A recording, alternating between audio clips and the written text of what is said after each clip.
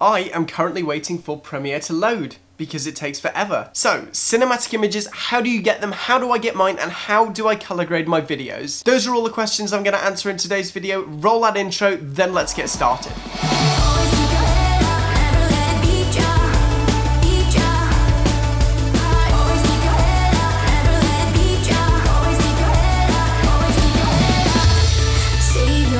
Okay guys, so first things first, let's hop onto Premiere and see what we're working with. Now, I personally use a lot of plugins to speed up my grading, just so everybody who uses Premiere is able to do this. Okay, so this first shot, it's kind of dark. I like it. I actually used it in my keyboard review. You can check that out up there, where my crap is on top of my wardrobe. But how did I grade this shot? Now, often with low light shots, I'll go in and I'll add like a ton of faded film. That often can look quite nice, but here, we're gonna turn that all the way down and add a LUT. Now, my favorite LUTs are either my own custom ones or Matti Haapoja's LUTs. His Singularity LUT is incredible, so let's just slap that on, and looks better already. Now, this is far too intense. If we take a look at this, that just looks ridiculous. So what we're gonna do is turn that down to about 50%, and yeah, I'd say that looks good. If we want to be extra pro, we can go into the curves and then add a Luma saturation curve, which basically means the blackest part in the image will be completely desaturated. This helps with a more natural look, which I would highly recommend. You don't want to have the darkest parts of your image tinted. In fact, let's have a look at what that does. So we drag that all the way up and we boost it, and everything just starts to look a little more unnatural. It's subtle, but it will make your videos look 100 times more professional. There, I'd say that is pretty much done. Let's move on to the next one. This is another low light shot, again from the keyboard review, but this time I'm gonna show you my alternate low light grade. So we go back in, we choose the Fuji Eterna 250D Kodak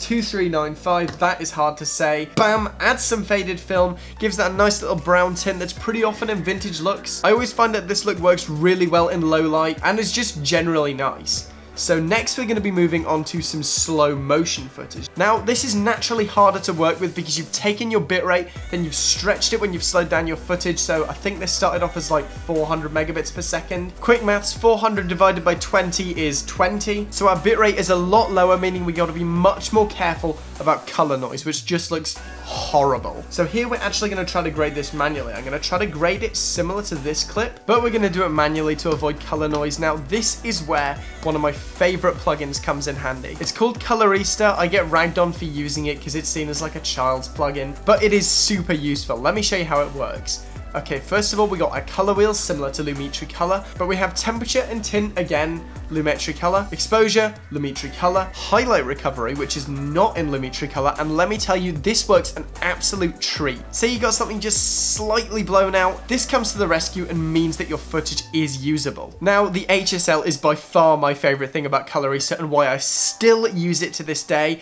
Premiere kind of has an alternative to this, but it works nowhere near as well. Here I can just saturate different hues and I can darken them with ease. It's so much more intuitive and speeds up my color grading massively. So again, we're going for that teal and orange look. So this is basically how I do it. I click the rough points, then I go down because obviously at the moment it's bright green and looks ridiculous. So we bring that a lot down and that's actually pretty good. It looks a little warm, so we're gonna again bring that down a little. Great. Now we turn this off and turn it back on again. It's subtle so far, but it has definitely made a difference. Now next we're gonna go here so we can sort of shift the hue a little bit to make it a bit more teal. That's horrible. There we go. I think that looks pretty good. Then finally we're gonna add a curve because this is a little bit flat looking and that just helps it really pop. There we go. I'd say that's done. Let's look at the before and after. This is before, that's after, before, after, before. It's a pretty big difference. Our next clip, again, is slow motion, but this time it actually does have some blown out highlights, so I will be showing you just how well that highlight recovery tool works. There we go. Now we're gonna actually just copy this from the previous clip. So this is the initial image. Now let's add some highlight recovery before and after. That totally recovers the highlights. It looks awesome now. There really is something magical about this tool. I highly recommend you go and get it. I think it's a little bit steep as plugins go, but it's still 100% worth it. Finally, our last clip presents us with a bit of a challenge because this has skin tones. Now, if we go and we slap on a custom LUT, I mean, look at that, it's ridiculous. I look like I am fresh out of the tanning salon. So I'm actually going to use both tools and show you how I do it individually. Now this, we can just remove that. We can turn it down to about 75%, and I would say that this looks good. After this, I might add some faded film because it's kind of dark. I don't think I would use any on this image. I like it how it is. Then I might go into the curves and saturate the eyes a little bit. Super desaturated eyes, I can drag this down, but I want a little bit of extra saturation in the eyes maybe. Here, now, this is why I shoot Canon, let me tell you. They might not have as much dynamic range, the resolution might not be as good,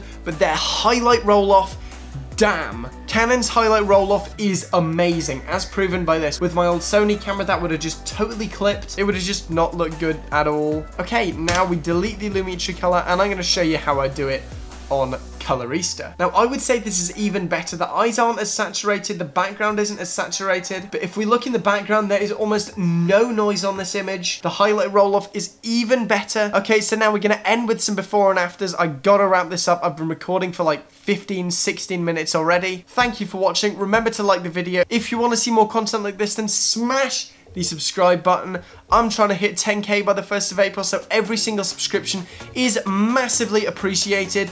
I'm done, and I'll see you guys on Thursday.